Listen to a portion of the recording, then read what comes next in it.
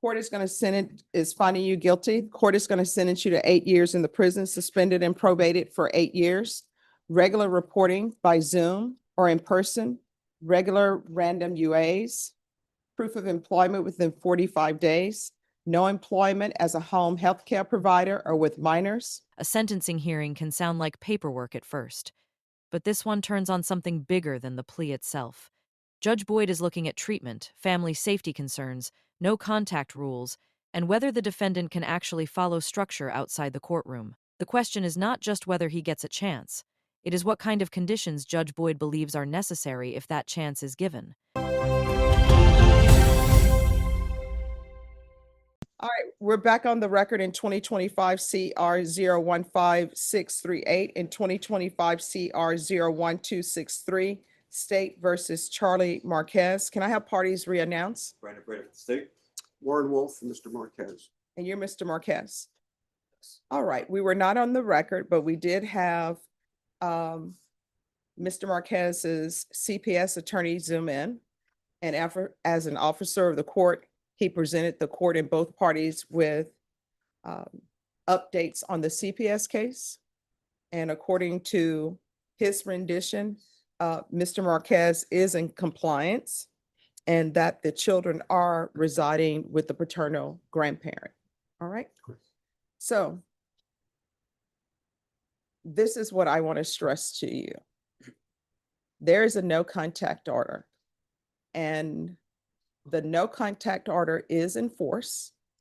The only exceptions usually for a no contact order is if you are in court. So that is the only contact you can have. And you can pay bills for an apartment that somebody is staying in without having contact. You either send it by check, money order, but you do not need to go to the location. You can pay any type of utilities. And the last time I lived in an apartment, I think sometimes the utilities are included with the payment or it may be separate. But if your name is in the utility bill, you can pay that online. You are not allowed to contact her outside of being in your CPS court hearings. Do you understand? Yes. If you do that, you will violate any probation that I give you. And then you're looking at doing time. And when you're looking at doing time, maybe your parents will be able to take care of your children, maybe not. They may end up with their mother. And somebody else, some other man will come in to raise them. Do you understand? Yes. Judge, would you be willing to entertain a motion to modify that no contact order? No. I just, if that's the solution, I can do that. Yeah, no. All right. So this is what the court is going to do. Let me see.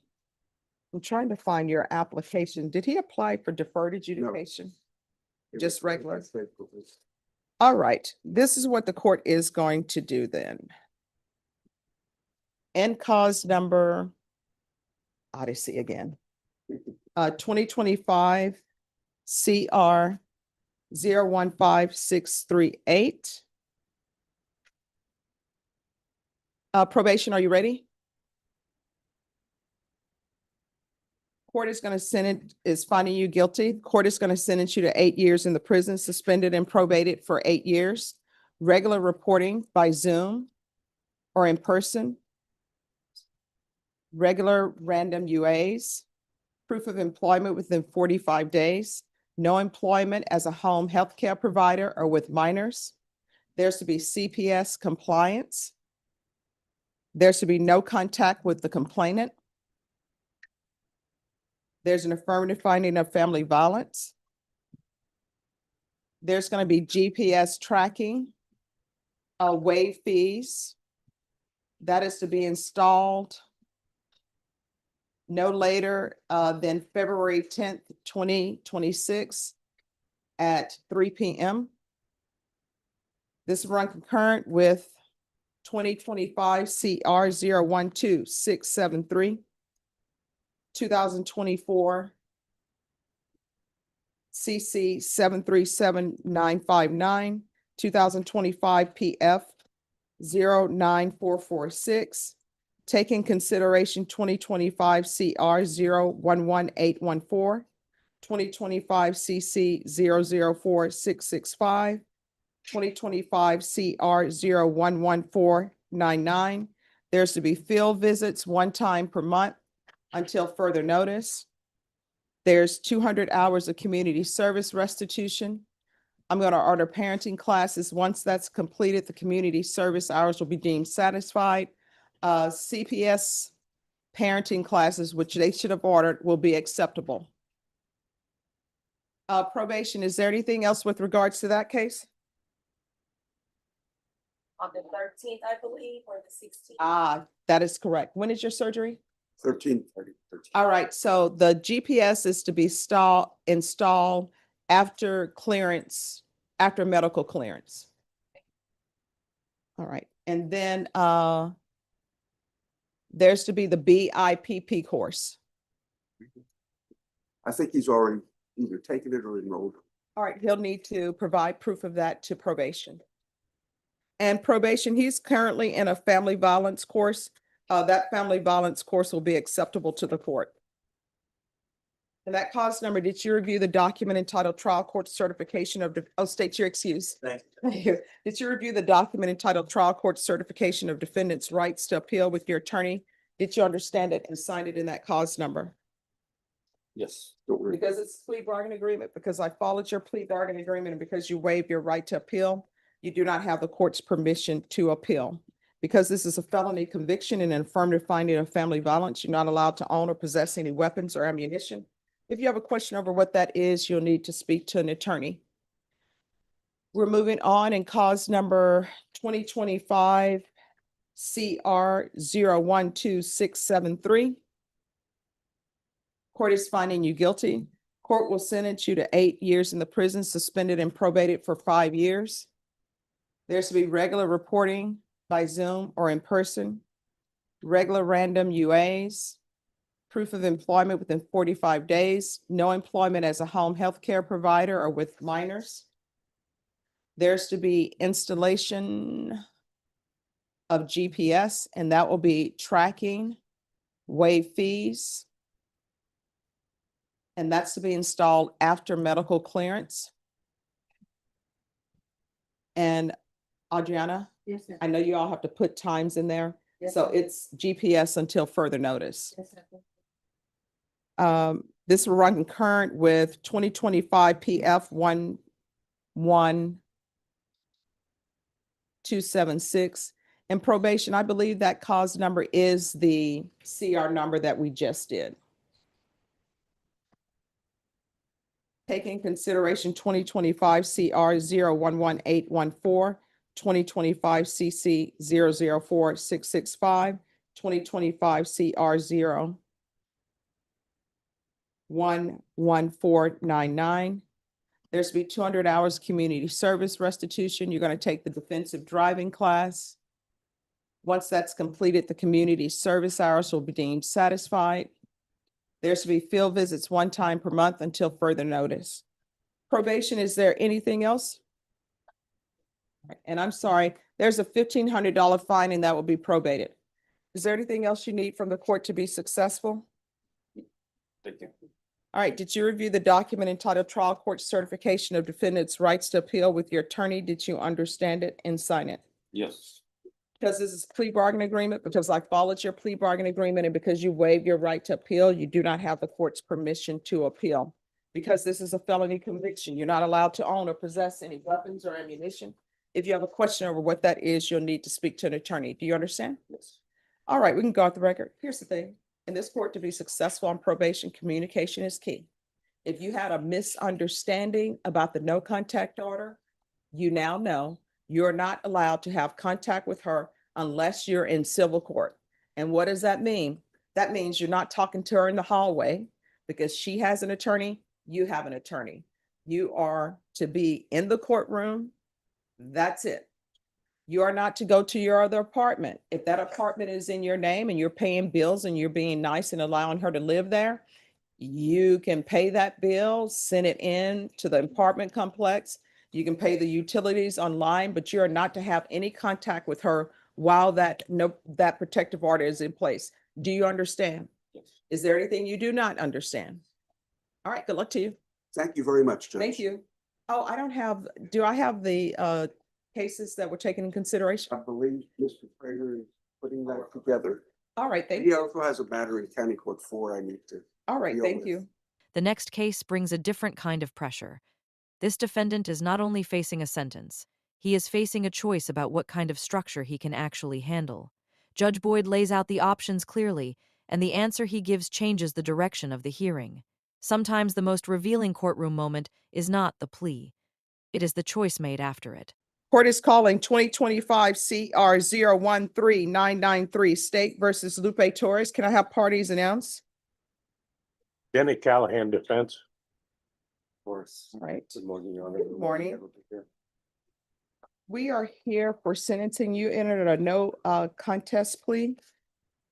It states that the TAP evaluation was completed. However, PSI was waived.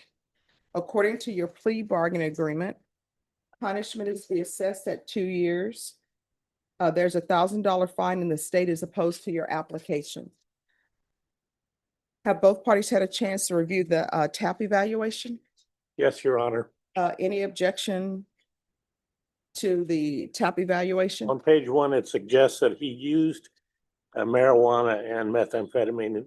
What he tried to say to her was he tried it, not used it. That's all, Your Honor. All right. Any witnesses state? Defense, any witnesses? No, Your Honor, allocution. All right. The court will hear you state. You may proceed. He has denied application for Mr. Torres. Mr. Torres sentence of 2 years. All right. Your Honor, I suggest to the court that his problem is drug usage, which you can handle and fix with supervision on deferred adjudication. I believe he wants to address the court, Your Honor. Yes. Yes, ma'am. I haven't been in trouble in over 20 years. I did go back. She called me to go help her clean her house, and there was. Oh, I'm sorry. Could you just one moment.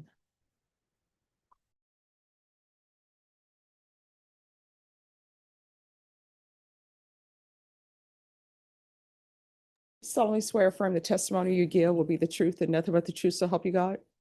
All right, you can lower your hand, state your name for the record. My name is Lupe Torres. All right, you may proceed. May he allocute and give. Yes. Yes, he may. Okay. So I haven't been in trouble in over 20 years. Stay out of the way and everybody's way. With over 3 years ago, I was in a car accident. My wife left me, and there was a downfall from there. Met this girl, and everything happened. And I had that lady interview me, and she was kind of in a hurry, asking me, give me dates. And I don't remember these dates. I tried to estimate the time frame. I said about 2005, and she was getting upset. But anyways, When you're talking about the lady, you're talking about the lady who did the TAP evaluation? Yes, ma'am. All right. So she was kind of hurrying me up, and I tried to give her the best time, the best estimated time. I said, but All I right, got here's my question for you. Yes, ma'am. TAP evaluation says you need inpatient treatment. What are your thoughts? I say treatment is good. The services you provide, I can use. I'm not denying it, because temptation's out there, and I know they're saying you need inpatient treatment. So even if I were to consider your, well, I am considering your application, but for me to even grant your application, you would still be in custody because you would be going into an inpatient treatment facility. I really don't like it. I do outpatient because miss my family, and like I said, 3 years of being alone. My daughter came this year to come be with me, pick me up and take me to California, and this happened. She's the one that's my backbone and keeps me straight. I can do outpatient out there, and Now, I want you to hear me and internalize what I'm saying. I am not, if I grant your application, you're not getting outpatient treatment. it's obvious to the court that if I were to grant your application, you need inpatient treatment. And what I can tell you, the inpatient treatment you need is 9 months. And you would have to wait in custody to be transferred to the inpatient treatment facility. Or, you know, the state has made an offer of 2 years, and 2 years is the minimum. And you'll receive credit for any time that you've been in custody.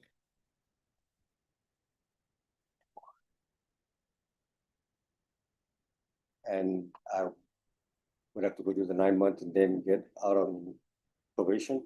Yes, you'd have to do 9 months at the treatment facility because that's the length of time for it. And then after the 9 months, then there's 6 months of aftercare. And usually that takes place in a halfway house.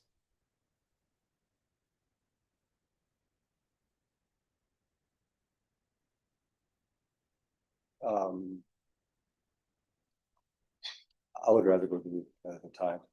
Okay. All right, then this is what the court will do. No, don't apologize. Here's the thing. You know yourself better than I do, better than your attorney does, and better than the state does. And sometimes it's hard to recognize because we're trying to, how do I put this? We're trying to say things that we think other people want to hear. And I understand, and there's no need to apologize. I just want to go with my daughter. She'll. Okay. Well, I can tell you, once I sentence you, you'll get credit for any time that you've been in custody. And then once you're released from prison, who knows, they may parole you from the jail. Your attorney can speak to you about that. But once you're done, you're done. All right, the court is going to find you guilty, sentence you to 2 years in the prison, give you credit for any time served. There's $1,000 fine, time and money will run concurrently. I'll request the therapeutic community. The therapeutic community doesn't increase the time that you're in custody. It's just a program that is designed to help you maintain your sobriety. I do not have jurisdiction to force them to place you in the program, but they'll see in the judgment that I'm requesting it for you, and you will have to request it as well. So for example, your sentence is 2 years. If you're in that program and you don't complete it, they're not going to say, we're not releasing him because he hasn't completed the program. You understand? All right, counsel, I don't have the trial court certification. If you could do one for me. Yes, Your Honor. Thank you, State. I'm sorry about everything. No. There's no, let me just tell you, there's no need to apologize to me. I understand. There are decisions that you make. I was hoping to do a year and then go to California without paperwork or just to give it to my daughter. Well, I can tell you in felony court, if it's a felony probation, you're not allowed to only do a year. Sometimes on probation, it can be transferred to another state, another county, but that's only after inpatient treatment is completed.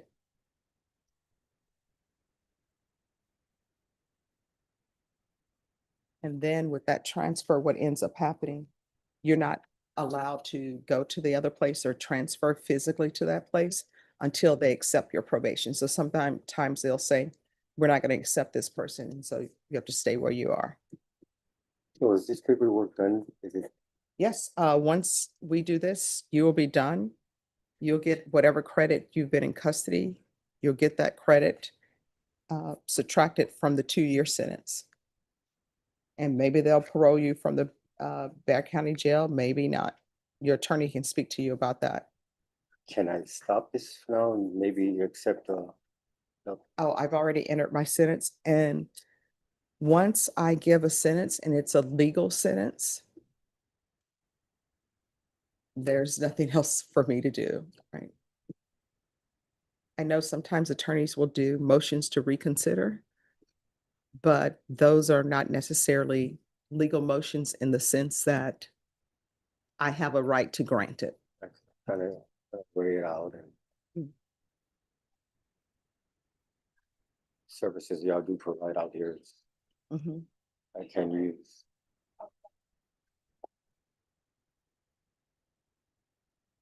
All right, I'm going to show you what's entitled Trial Court Certification of Defendant's Rights to Appeal.